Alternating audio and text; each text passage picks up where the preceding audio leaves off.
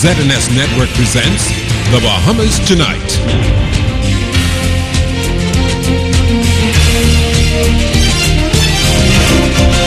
This portion of the news is brought to you by McDonald's. McDonald's, I'm loving it. Welcome to the Bahamas Tonight, the National Report. I'm Keishla Adderley. Thanks for joining us. Topping the news tonight, students who find themselves falling behind in the classrooms may now have an answer. The Ministry of Education has a new program that promises to diversify the public school curriculum while meeting the needs of students who are technically driven. The initiative comes in the form of a career academy, and already education officials are boasting of the changes they're seeing. Shanique Miller has more. Even as education officials watch the national grade point average slip and remain at what many consider a failing level, they were centered around cause students to reach their academic potential. But truth is, there are those who do not thrive in the traditional classroom setting, and more than likely were the reason for that failing national grade point average. Well, the ministry spent all of 2011 implementing a careers academy designed so those students can excel. At present, we have about 3 classes of students. Each class is about 20 students. And so you're talking about 60 students in this first initial phase. Now, while students will still have to study English and math, they're benefiting from programs that offer hands-on training in areas that can lead to promising careers. Director of Education Lionel Sands explained that students from throughout New Providence attend the academy. He says very soon, hundreds more students will benefit. We would wish for the entire school to be a career academy, and so we're looking toward an entire school being the career academy as opposed to the career academy within a school. The first of the career academies is located right here on the campus of C.C. Sweeting Senior High. It focuses heavily on hospitality. Now, after monitoring the program for the past 12 months, Ministry of Education officials are happy about what they're seeing. Here's what we found. Those students at C.C. Sweeting who are in the career academy for hospitality, obviously, the course of study would also allow them to go work in a hotel or places where we have hospitality. We are getting from those places of employment that these students are doing exceptionally well. And by the way, before they even graduate school, they already have an assurance of a job in the hotel. The other campuses set to host academies are Anatole Rogers and R.M. Bailey. Sands says this empowerment in the classroom is also promoting a shift in behavioral patterns. So it is working to the students' advantage, to the ministry's advantage, because they are performing at their highest in something that they are interested in. And so we're very, very pleased with that. They're now excelling. Yes, and they're excelling. So their attitude about what is it that they're doing in school, that has changed tremendously. And so we're quite happy with that. The remaining 2 academies will come on stream individually. In 2 years, the ministry hopes to have all 3 fully operational and students on jobs in a skilled labor force. Shanique Miller, ZNS News. Hundreds of the country's highest achieving students were honored for outstanding performances in the BGCSE and BJC exams of 2011. Today, students from around the country in both the private and public school systems were presented awards during the Ministry of Education's annual awards ceremony today. Education officials say they're noticing a gradual turnaround in student performance each year. Our news team spoke with a handful of the honorees from Queens College, some of whom were recognized for their work in history, math, biology, and chemistry. They shared what makes them stand out academically. I've always wanted to be the best at whatever I do, and so I always live by the motto that excellence is not an act but an habit, and so I strive to achieve greatness in all that I do.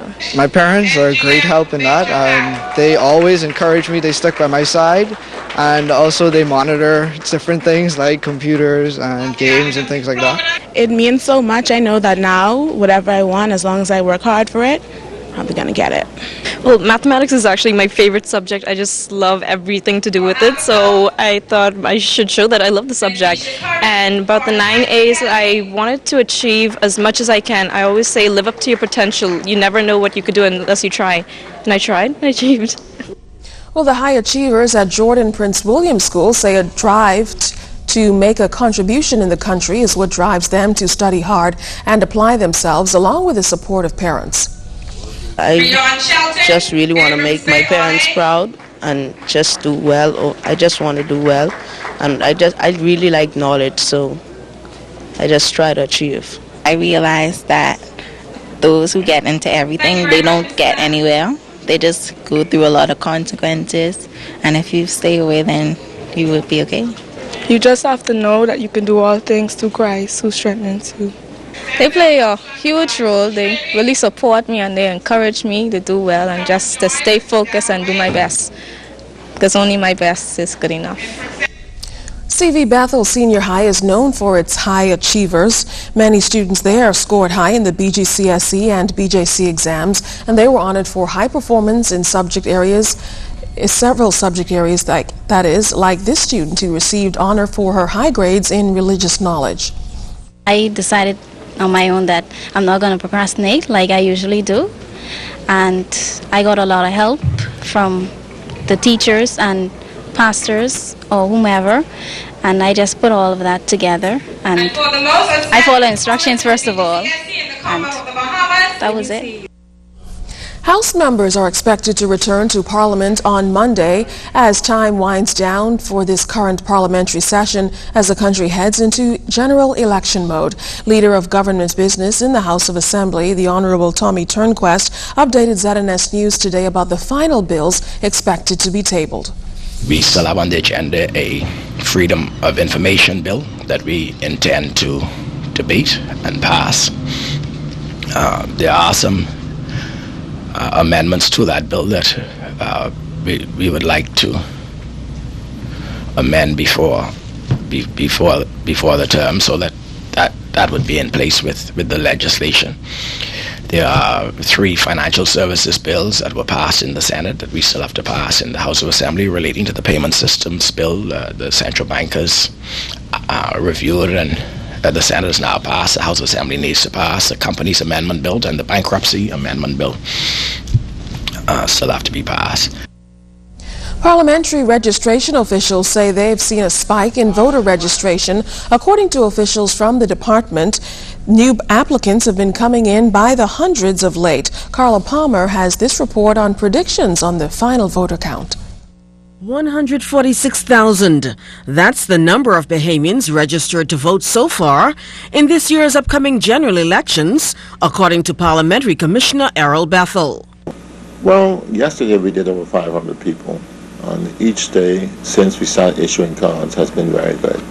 So we saw the increase from like last week Monday, from that time on, and this week the numbers have gone up to higher than they were last week. Like the 2007 general elections, officials anticipated the voter registration count to reach a maximum of 170,000. And with the latest figures, Bethel concurs it's likely to exceed that number. At this point in time, we are at 146,000. At the time when the election was called last time, we were at 150,000. So we're very near to that, and we will exceed that number. Depending on how much longer we have to do registration. The public is being reminded that registration will end when writs of election are issued. We don't know when writs will be issued, so anybody who intends to be able to vote need to come and register as soon as possible. For almost 2 weeks now, Bethel and his team have been posted at the Kendall Isaacs Gym issuing voters' cards. Kendall Isaacs has worked very, very well. People are coming in, they're getting served. When people are passing early in the morning, they see a line and some people are turned off. Somebody said to me this morning that he didn't stop after he saw the line. But there's no need to turn away because you see a line.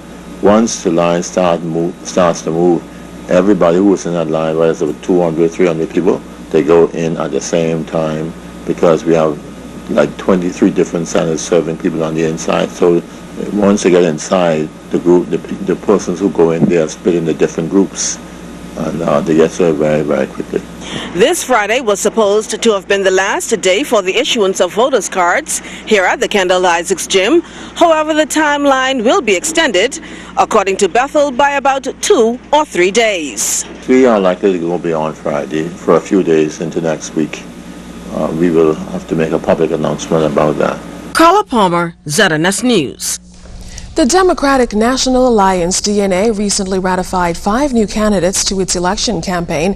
The party now has a total of 35 candidates ratified. The new candidates were introduced at the party's so-called street meeting in the heart of Camp Road last night.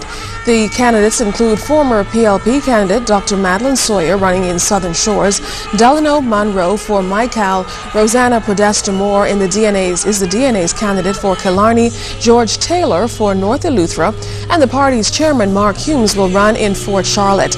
DNA leader and member of parliament for Bamboo Town, Granville McCartney, encourages Bahamians to make a change.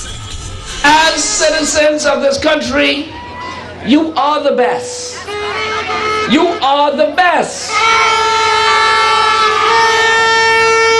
And at the end of the day, ladies and gentlemen, at the end of the day, we need to do what is right to move this country forward, because we're not moving in that direction. We're not moving in that direction. As a matter of fact, we are moving backwards. Well, Mr. McCartney declared that when his party becomes the next government of the Bahamas, all Bahamians will be united.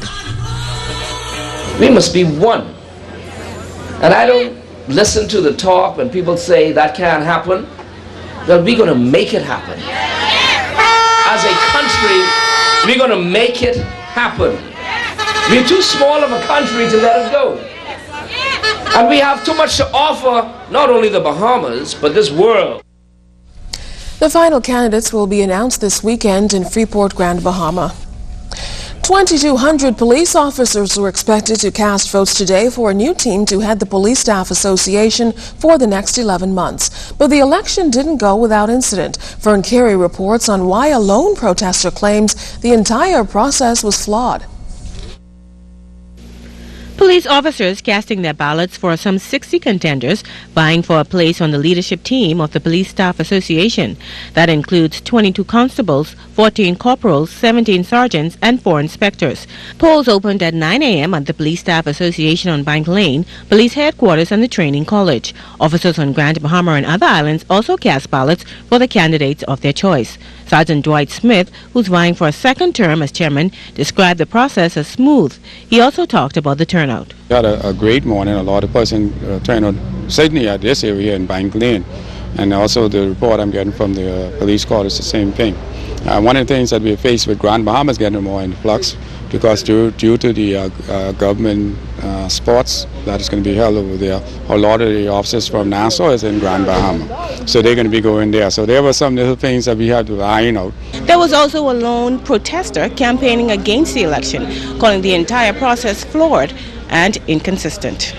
The nomination process was supposed to have been put out in a memorandum in the same fashion to which they put out the election date.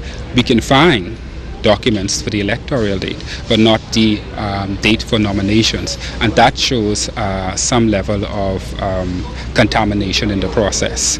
There are too many important issues to be addressed, and I feel at this particular point in time that we as officers need to stand up. Thompson said he chose not to vote in the election because he had no idea who the candidates were and charged that the nomination process was too short. Thompson also said he communicated his concerns to Sergeant Smith. I am comfortable that the association would have done its best in getting the information out. And if the man way down in Inagua knows about this, I cannot see why a person that sits in Nassau doesn't know about it. Meantime, Thompson says he has taken steps to have the Commissioner of Police investigate the election moving forward. Vern Carey, ZNS News. Well, still to come in the Bahamas tonight, a downtown police raid puts another dent in a crime that's gone unaddressed for years. That story is still to come.